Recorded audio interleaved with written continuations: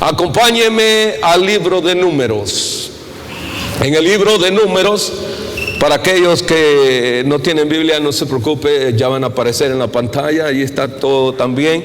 En el libro de Números, capítulo 11, y en el verso 23. En el verso 23 dice así la palabra de Dios, de la siguiente manera. Libro de Números, capítulo 11 y verso 23. Entonces Jehová respondió a Moisés: ¿acaso se ha cortado la mano de Jehová? Ahora verás si se cumple mi palabra o no. Amén. Amén. Puede sentarse. Usted me dirá qué palabra más tremenda. Sí, para aquellos que están allí en cualquier parte, incluso del mundo, y que abren y que escuchan estas palabras, quiero decirle que la mano de Dios no se ha cortado, no porque yo lo diga, sino porque Él lo dice en su palabra. Él dice: entonces Jehová respondió a Moisés: ¿acaso se ha cortado la mano de Jehová? Ahora verás si se cumple mi palabra o no. Creo que cuando nosotros pensamos en el poder de Dios y el mover de la mano de Dios, hay cosas tremendas. Yo le he titulado: la mano de Dios no se ha cortado. Pero en realidad yo quiero abordar el tema sobre lo que Dios hace no tiene sentido a nuestros ojos.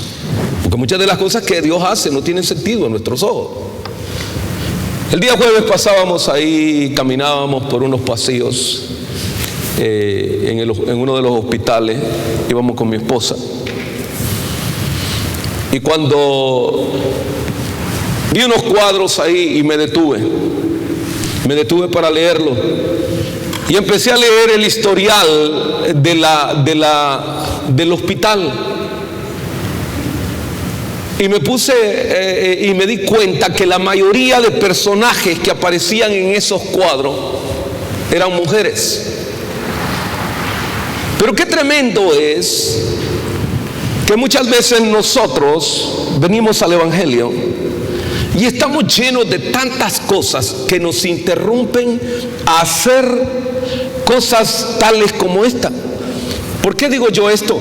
Porque cuando leía los nombres de todas estas mujeres, eran monjes. Eran mujeres que han fundado estos hospitales.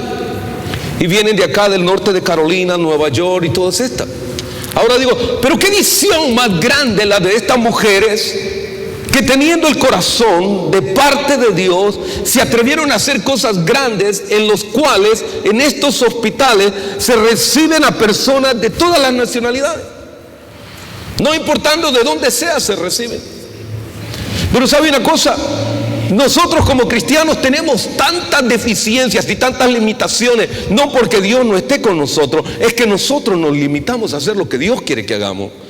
Porque nosotros nos hemos convertido muchas veces en egoístas. Nosotros podemos ver la necesidad de otros, pero nosotros nunca tenemos una visión para ayudar a los demás, aun cuando tengamos las capacidades. Por eso yo creo que a la iglesia de Jesucristo,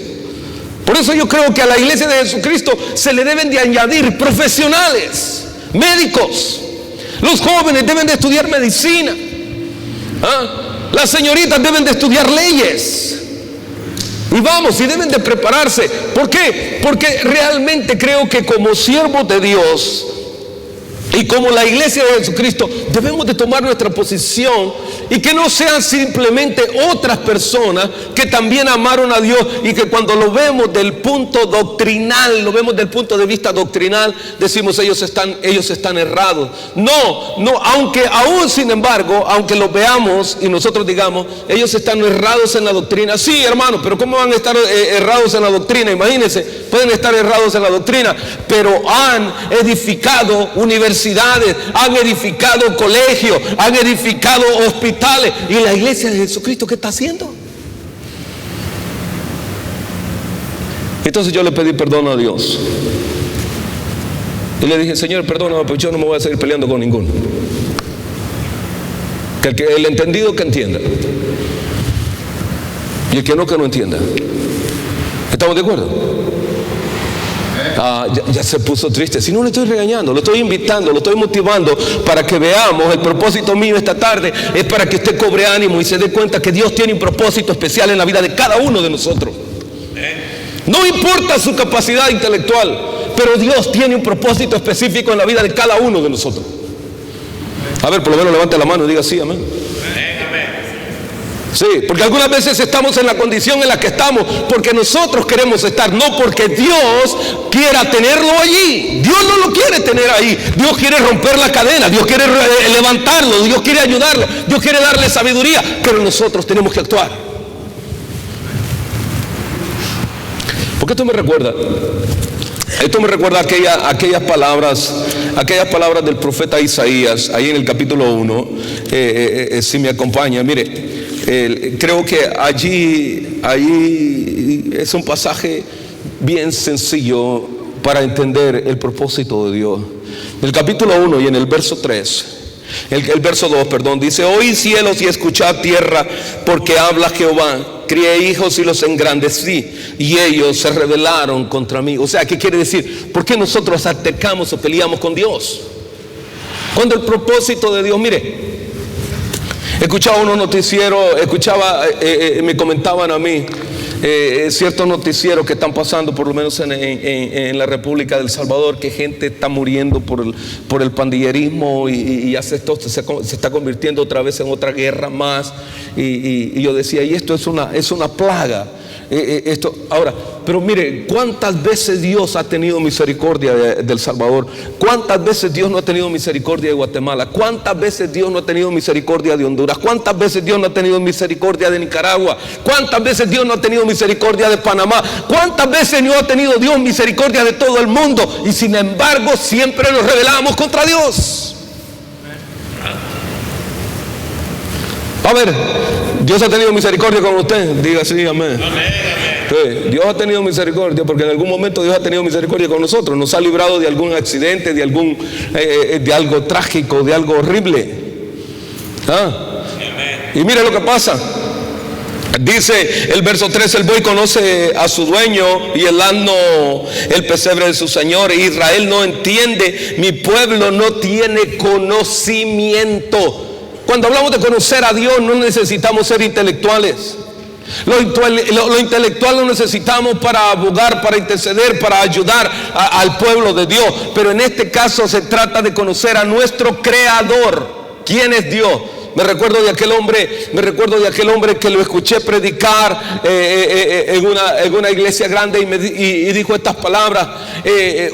Usted le puede decir a un árabe y presentarle a Jesús, y él le va a decir: yo no lo entiendo, ni sé quién es. Pero usted habla a cualquier latinoamericano y usted le dice: ¿has escuchado hablar de Jesucristo? Y en toda Latinoamérica se ha predicado el evangelio. Creyentes o no creyentes conocen quién es Dios y quién es el Hijo de Dios. No hay, aunque algunos dicen que son ateos, no. Pero de ateo no tienen nada, porque un día allí donde nacieron siempre se escuchó la palabra Dios y se escuchó la palabra Jesucristo. Entonces quiere decir que de alguna manera han habido principios para conocer a Dios. Pero el problema es que hay tantos caminos que nosotros nos desviamos por los caminos que nosotros queremos, no por los que Dios quiere. Por eso en esta tarde quiero tocar 3 aspectos importantes que tienen que ver con la mano de Dios a favor de su pueblo.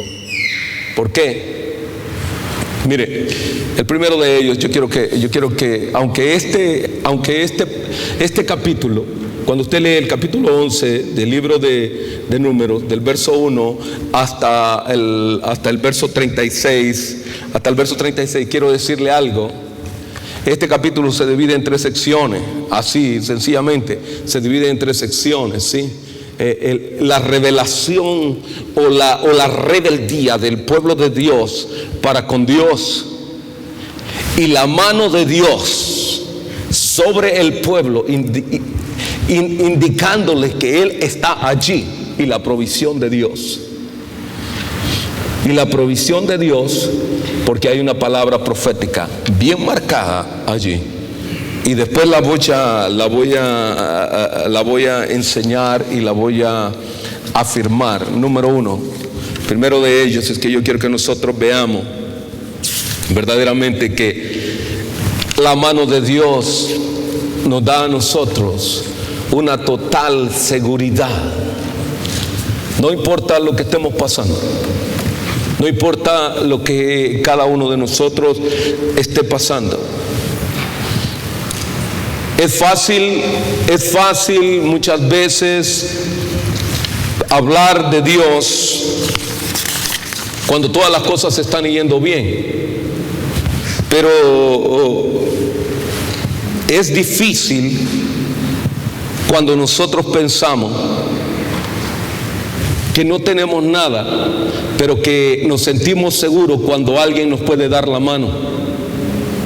Cuando usted dice, está mi papá, está mi mamá, o está mi hermano, o está mi amigo, si es cuestión financiera, usted se siente seguro porque usted dice, yo puedo recurrir a él. Yo puedo recurrir a él y sé que si es problema financiero, sé que me va a ayudar a resolverlo. Pero cuando hay momentos difíciles, hay momentos en aquellos que quizás muchas veces son cuestiones de enfermedades, hay que preguntarle a Dios por qué. Porque Dios quiere mostrar su poder.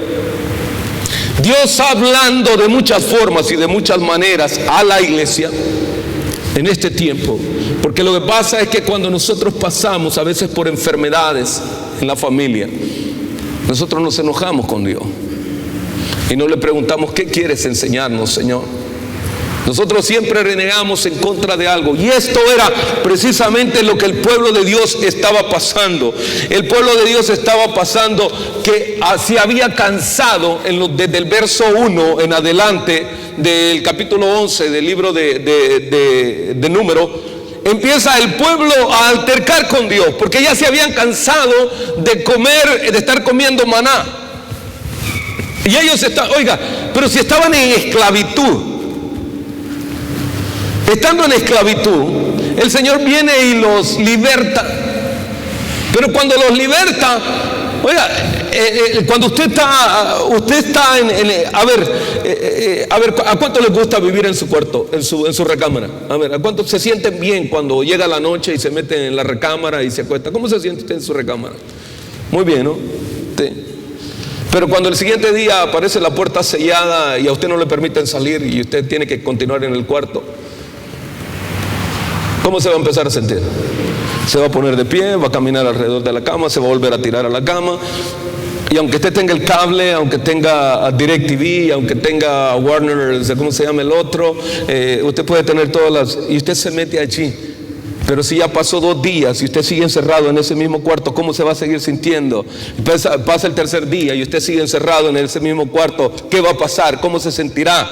Va a pasar el 4.º día y usted va a pasar ahí y usted va a decir, ya no aguanto, alguien sáqueme de aquí.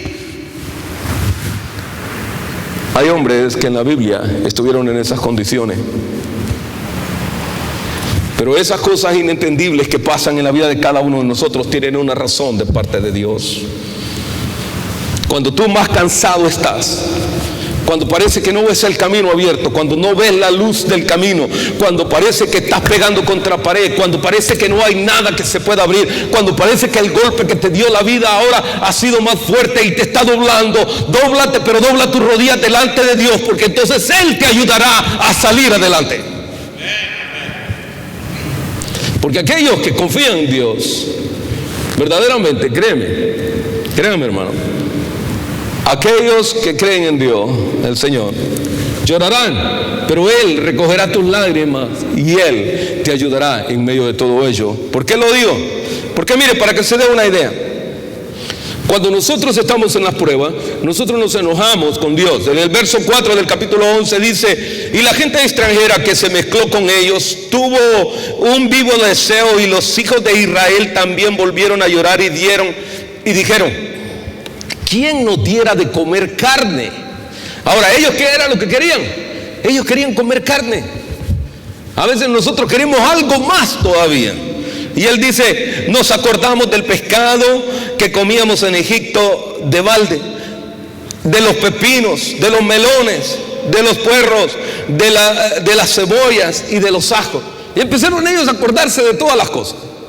A ver, cuando usted está pasando un problema económico y no le alcanza ni para extender un poco más y no da el cheque para comer un pedazo de carne, que usted quiere comer algo más diferente o quiere entrar a un restaurante diferente, usted empieza a decirle, pero es que ando tan quebrado que no puedo entrar a ningún lado.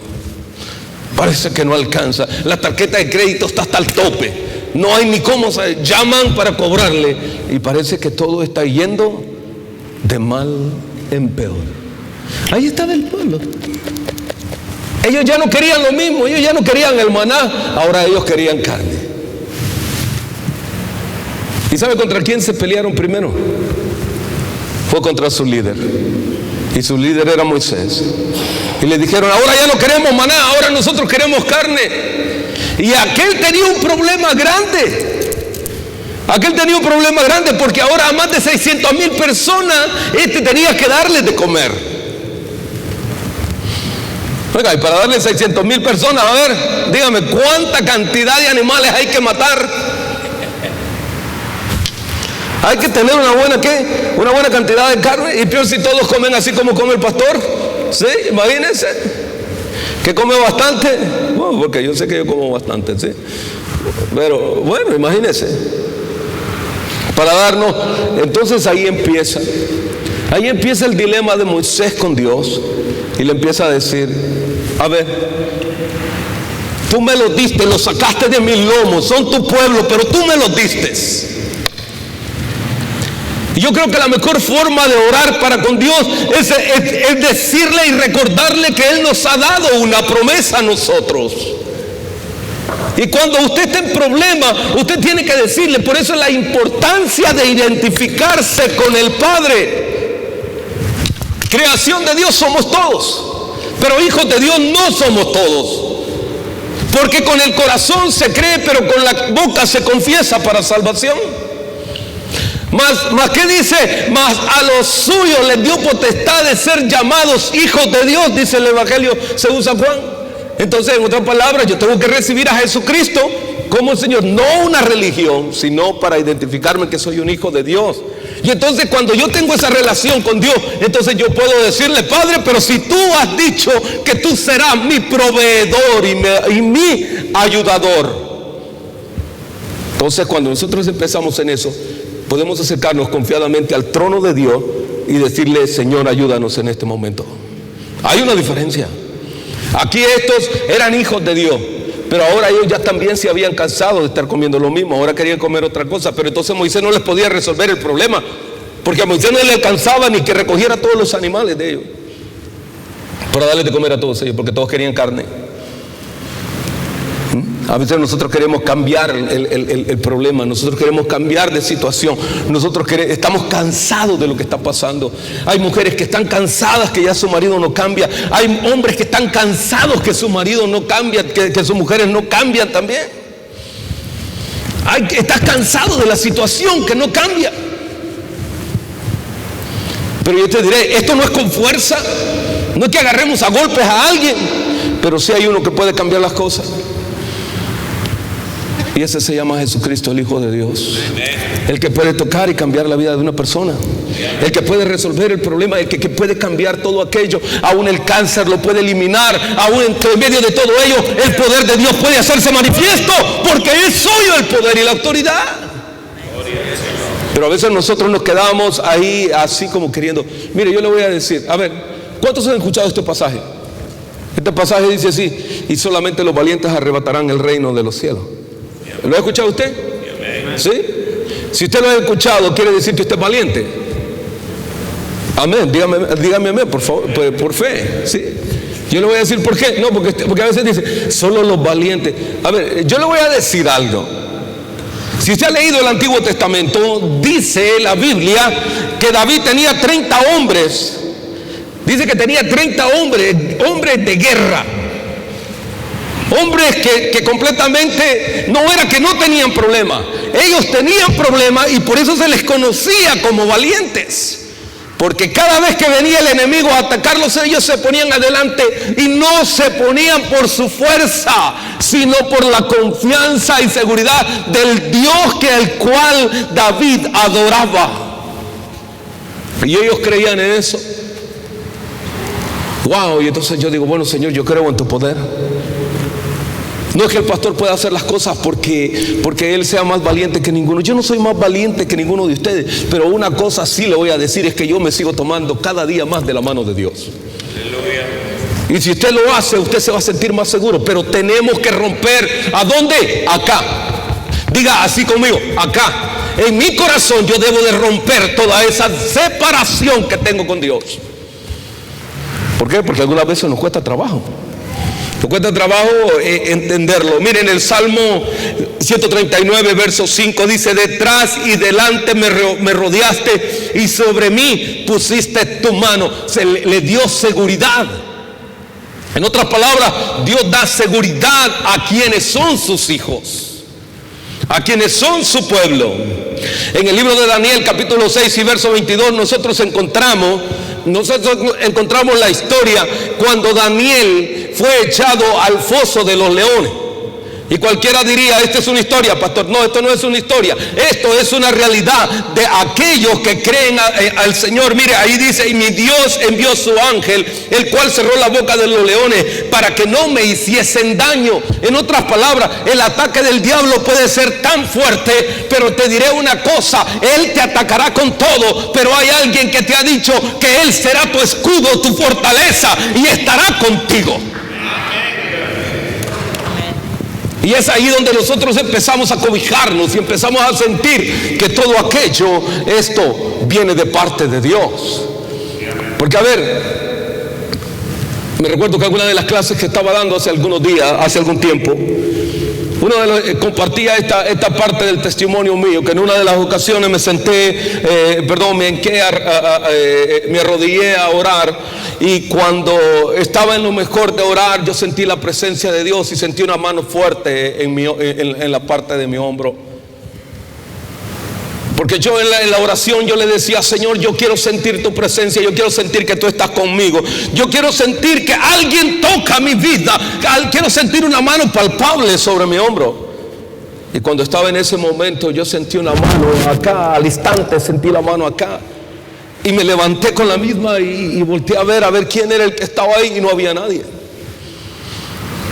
Entonces dije: Señor, perdóname, porque es tu mano la que está acá. Y me recuerdo, mi hija más pequeña estaba todavía en el portabebé y la tenía ahí al lado. Y le dije: Señor, perdóname, pero ya aunque me haya levantado y haya visto que quién es el que me tocó, le digo, sigo pensando lo mismo. Necesito que tú me toques, necesito sentirte otra vez más y confirma que tú eres el que... Y me quedé con mi cabeza así y no la incliné completamente. Y ahora sentí una mano que me dijo: ve, va, más abajo. Entonces le dije: Señor, ahora sí yo sé que tú eres el que me estás empujando. Ahora ya no dudo, ahora sí sé. Por eso, desde ese momento empecé a entender que Dios está conmigo. Gloria a Dios. Y no camino en mi fuerza ni me creo la gran cosa, pero sí sé que Dios está conmigo. Gloria a Dios. Ahora, yo no sé cuántas veces usted se ha encontrado en ese mismo camino y Dios le ha enseñado y Dios lo ha tocado, pero usted no le ha querido hacer caso a Dios. A ver, ¿cuántas veces no ha hecho usted y le ha dicho: Señor, así como Gedeón, dame chancecito, otra probadita más, a ver si es cierto que eres tú? Y se la vuelve a contestar y usted dice: no, es que esto es obra de la casualidad. No, en el Señor no hay casualidades. Es Dios hablándonos, es Dios tocándonos, es Dios enseñándonos.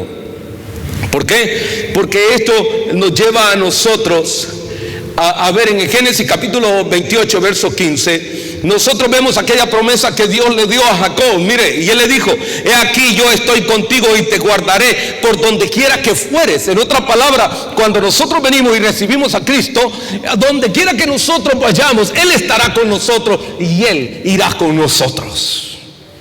Somos nosotros los que dejamos al Señor. Segundo, que yo quiero que nosotros veamos, que la mano de Dios nos da ánimo y nos da fuerza para que nosotros sigamos en este camino. ¿Por qué? Porque algunas veces nosotros desfallecemos y a veces es necesario que levantemos un poquito más el ánimo. En Primera de Reyes, capítulo 19 y verso 18, dice: se levantó pues y comió y bebió y fortaleció con aquella comida. Caminó 40 días y 40 noches hasta Horeb, el monte de Dios. ¿Por qué? Porque algunas veces, a ver, mire, para que vea cómo es el organismo nuestro. A usted yo le digo, ayunemos mañana. Desde ahora en la noche me va a decir: ya tengo hambre, pastor. Hay algunos que ya, si yo le invito a que usted ayune, ahora en la noche ya le dio hambre. ¿Y sabe qué? Y le da un hambre terrible. De aquellas que usted quiere comer carne asada, usted quiere comer un steak, usted quiere comer algo todavía. Pero si no hemos comenzado el ayuno. Pero hay días que usted va a su trabajo, que entró sin tomar café y salió sin tomar café y no le hizo nada y pasó todo el día porque estuvo usted tan ocupado y usted no sintió nada. Pero nomás le dijeron la palabra ayuno y se le volteó todo. A ver si alguno está de acuerdo conmigo, dígame. ¿Ah? Pero hay días que, algunos se levantan de la prisa que llevan para la escuela, que no agarran un jugo, no agarran, el que va para el trabajo no les dio tiempo de parar al Starbucks, porque algunos paran en el Starbucks, otros en el coffee shop o ahí en la cafetería y agarran una sudona de chocolate con café y no le alcanzó todo ese tiempo. Y como no le alcanzó, se fue así para el trabajo. Y a algunos no les dio chance, pero ni de peinarse. Sí, sino que van en el camino y le van haciendo con los dedos así, porque sé que hay algunos que no tienen problemas, pero hay otros que también, ¿no? Que ya traen, ya perdieron la cabellera, ya no traen tanto problema. Pero cuando van allí, no les hace falta. Pero cuando nosotros consagramos nuestra vida a Dios, empezamos nosotros a pelearnos en nuestro ser interior. Pero cuando Dios tiene un propósito con nosotros, yo le voy a decir algo: Dios nos llevará a lugares específicos donde Dios nos hará sentir y nos proveerá para darnos la fortaleza a nosotros. ¿Por qué? Porque a veces nosotros pensamos que Dios no está allí, pero Él está allí. En el Salmo 73, verso 25 dice: ¿a quién tengo yo en los cielos sino a ti? Y fuera de ti nada deseo en la tierra. Mi carne y mi corazón desfallecen, mas la roca de mi corazón y mi porción es Dios siempre. ¿Por qué? Porque cuando usted confía en el Señor, Él lo fortalecerá, Él lo ayudará. En Isaías 43, 41, verso 13 dice: porque yo soy Jehová, tu Dios, quien te sostiene de tu mano derecha y te dice: no temas, yo te ayudo. Qué lindo es sentirse que la parte de Dios. Mire, cuando usted esté pasando esa crisis, cuando usted esté pasando eso, porque hay muchos que quieren tener a Dios como un manager de boxeo, ¿sabe? ¿Sí? ¿No se ha dado cuenta usted cuál es el manager de los boxeadores? El manager de los boxeadores siempre tiene una toalla aquí al cuello, mientras su prospecto está en el ring, golpe y golpe, golpe y golpe. Cuando aquel lo ve ya bien golpeado y dice: este ya no va a aguantar más, se suelta la toalla y la tira en medio del ring para que el referee pare la pelea. No, Dios no va a tirar la toalla. Dios no va a tirar la toalla. Dios te va a ir a recoger y te va a dar fuerza. Él va a sanar tus heridas. Él te va a vendar. Él te sanará, porque Él es tu sanador y Él es tu ayudador. Hay una diferencia, y una diferencia grande entre medio de esto. Pero nosotros a veces no creemos que Dios lo puede hacer. Para aquellos que me vieron el jueves acá, y bueno, yo dije: yo espero que el predicador de esta noche no me dé chance de pasar adelante. Y yo dije, y me acerqué y me quedé allí donde acostumbro sentarme. y me dio una alergia de la nada. Me dio una alergia terrible, no sé de qué, ni me pregunte de qué, porque de la